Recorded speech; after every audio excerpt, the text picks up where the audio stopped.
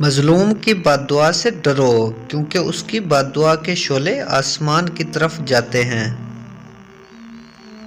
جس نے اپنی پریشانیوں کو لوگوں پر ظاہر کر دیا وہ اپنی ذلت پر راضی ہو گیا۔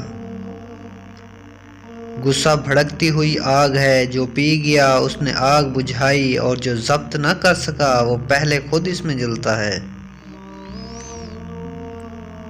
جب کوئی دوست تمہیں اپنا راز بتائے تو یہ سمجھنا کہ وہ اپنی عزت تمہیں امانت دیتا ہے، اس میں کبھی خیانت مت کرنا۔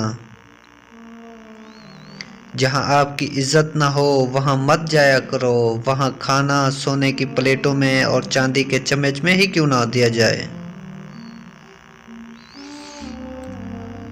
جس نے تمہارے ساتھ برائی کی ہو اس کے ساتھ احسان کر کے بدلہ دے دو، کیونکہ احسان بد زبانوں کی زبان بند کر دیتا ہے۔ 3 قسم کے لوگوں کو اگر مسکرا کر دیکھا جائے تو رزق میں اضافہ ہوتا ہے۔ نمبر 1 والدین کو، نمبر 2 استادوں کو، نمبر 3 بزرگوں کو۔